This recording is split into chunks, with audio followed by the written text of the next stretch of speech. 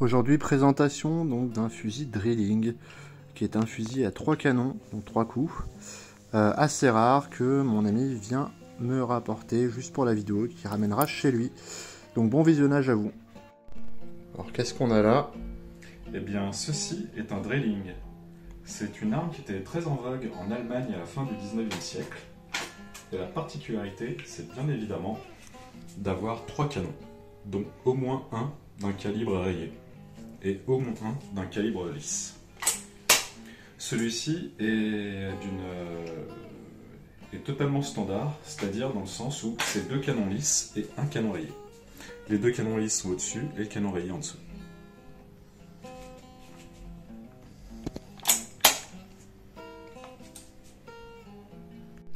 Alors comment ça se démonte? Alors ça se démonte pratiquement comme un fusil classique. C'est juste le système de verrouillage qui est un petit peu différent. On enlève la longuesse. Et ensuite, on casse le canon. Le canon repart. Et nous avons la crosse avec la mécanique de l'autre côté. Là, on peut voir la disposition en 3 canons, avec l'extracteur qui est relevé. Et ici, il y a les 3 percuteurs. Un pour chaque canon. Voilà le canon gauche. Le canon droit, qui marche moins bien. Et le canon du drilling en bas au milieu.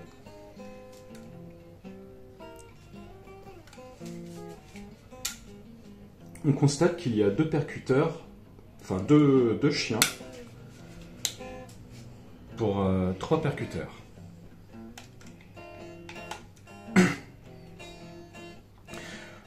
Le chien de droite permet d'actionner les 2 percuteurs en mode normal, comme ceci.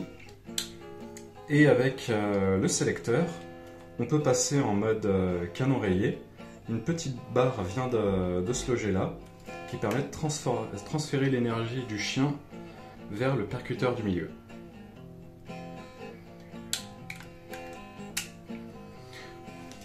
Pour le remonter, c'est très simple. On remet le canon. Ainsi que la longuesse.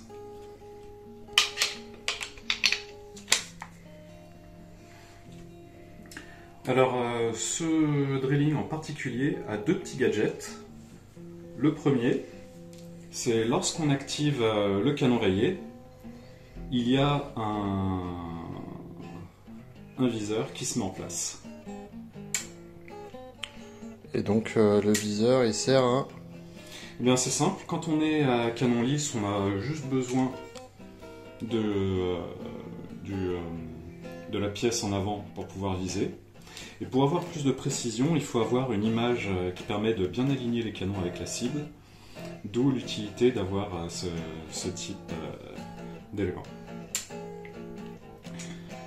La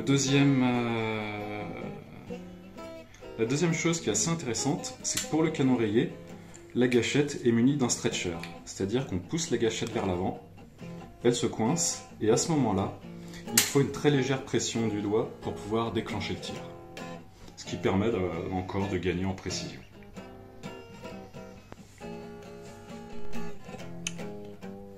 Alors au niveau de l'ergonomie, ça se présente exactement comme un fusil classique. Ça se tient en main de la même façon, avec une crosse semi-pistolet. Et de ce côté-là, il y a un repose-joue qui permet encore de gagner en confort et donc en précision lors du tir, surtout avec le canon rayé. Il est noté qu'il y a des éléments en bakélite, qui est une sorte de plastique qui devenait en vogue à la fin du 19e siècle, notamment pour le bout de la crosse pistolet, mais également pour la plaque de couche.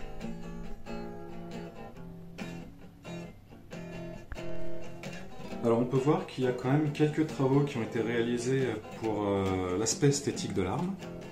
Tout d'abord la bande qui sépare les 2 canons, qui a une sorte de texture. Alors au-delà de l'aspect esthétique, ceci permet d'éviter la réflexion et donc de gagner au moment du tir pour un meilleur confort visuel. Il y a un marquage ici où l'on reviendra plus tard. une sorte de texturation sur pas mal d'éléments du fusil. Très esthétique. Le quadrillage de la crosse est un petit peu usé, mais il est encore présent. Et puis quelques motifs floraux, notamment sur les platines. Et ça vient d'où? C'est de quelle époque? Alors ça, c'est une arme qui était très en vogue à la fin du 19e siècle en Allemagne.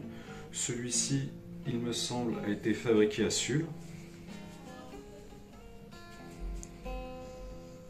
Et les chasseurs allemands aimaient avoir deux canons lisses et un canon rayé pour pouvoir tirer du plus gros gibier à plus longue distance. Au niveau des marquages, il faut également signaler ce qui se passe au niveau du sélecteur qui permet de passer d'un canon lisse à un canon rayé. Nous avons la S et K. Et ça veut dire quoi? Eh bien, je ne m'en souviens plus. Je vais chercher mes notes et j'ai noté ça quelque part. Ouais. Bon, bah du coup, j'ai regardé mes notes. S et K. Ça veut dire Schrot, ce qui signifie plus ou moins grenaille. Et Kugel, ce qui désigne une balle. Donc, celui qui est apparent, c'est le canon qui est sélectionné. Donc là, on est sur K. Kugel, ça veut dire qu'on est avec le canon rayé.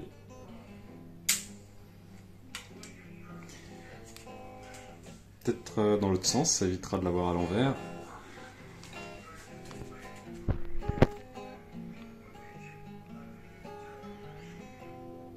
Pas grand chose. Je vais rajouter un peu de lumière.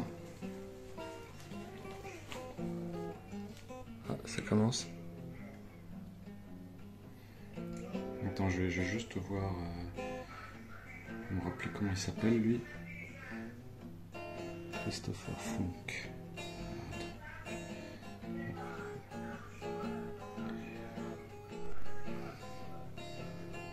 Alors ici, nous avons le marquage Christopher Funk in Sul, ce qui veut dire que le fabricant c'est Christoph Funk, basé à Sul.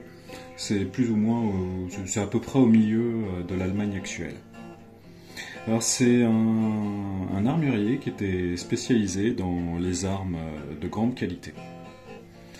Et comme nous avons pu le voir, avec les petits gadgets qui sont dans ce fusil, nous avons effectivement affaire à une arme qui a de bonnes finitions sans être complètement extravagante avec des dorures ou des gravures de partout, mais néanmoins un standard de qualité de fabrication très élevé.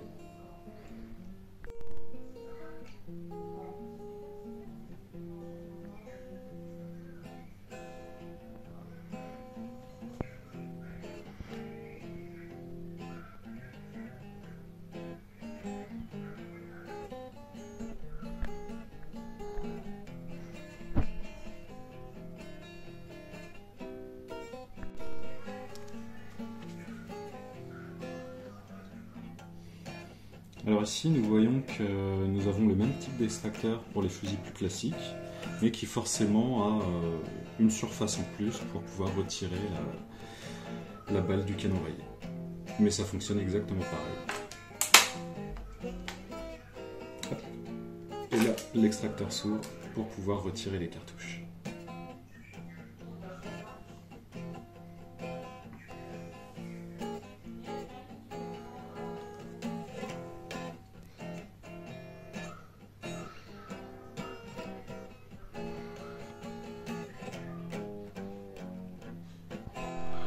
Donc petit comparo avec le 16 donc de la manuf des armes SIG de Saint-Étienne et le drilling. Donc deux fusils du même siècle, 19e, avec les petites différences. Donc là on a la poignée pistolet qu'on n'avait pas sur le 16. Les attaches de grenadière donc qui sont pas au même endroit. Ce qui est logique puisqu'il y a un canon en plus sur le drilling. Et voilà. Donc je vous fais un petit plan d'ensemble.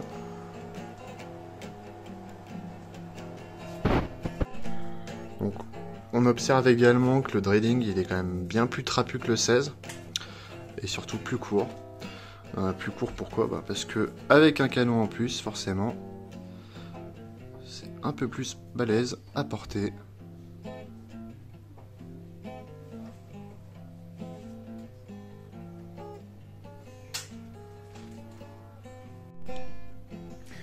Alors, j'aimerais bien faire un petit rappel sur ce qui est combiné. Les combinés, ce sont des armes, des fusils qui ont au moins un canon rayé et un canon lisse. Les drilling, c'est justement ce type de configuration, mais avec 3 canons. Donc, le drilling standard, c'est comme celui-ci, 3 canons, avec les 2 canons lisses qui sont au-dessus, et le canon rayé qui est au milieu, en dessous. Alors, bien que les drilling sous ce format-là étaient les plus répandus, il y avait d'autres configurations, par exemple 2 canons rayés au-dessus et un canon lisse en dessous, voire plus de canons. Il existe par exemple des Vierling. Drilling d'ailleurs, ça vient de Drei en allemand qui veut dire 3, et drilling ça se traduit plus ou moins par triplet.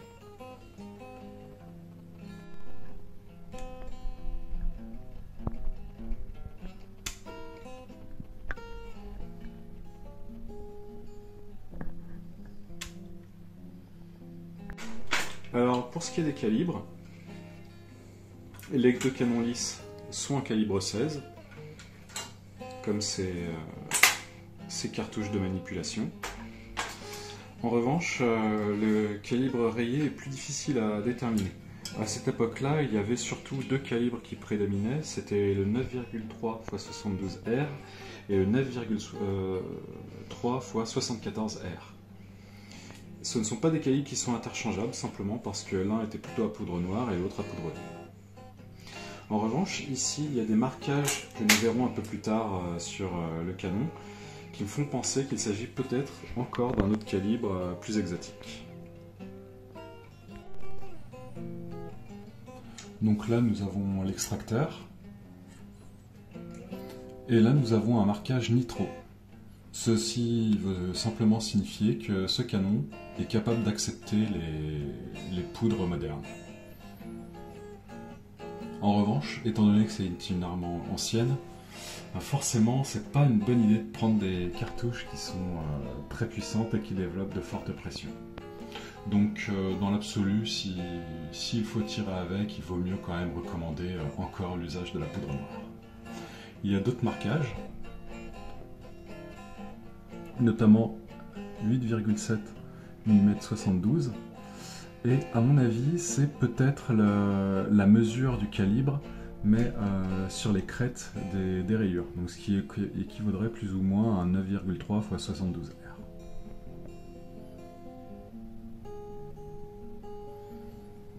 Nous avons également des marquages d'épreuve, et encore un nitro ici sur le deuxième canon lisse.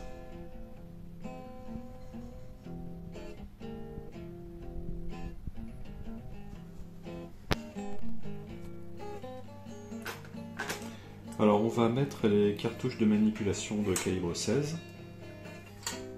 Il y a une donnée sur le chambrage qui par contre est manquante, c'est-à-dire on ne connaît pas la longueur des cartouches que l'on peut mettre dedans. Nous n'avons pas les outils qui permettent de faire cette mesure et donc pour l'instant d'avoir une réponse. C'est une arme qui percute vraiment très bien.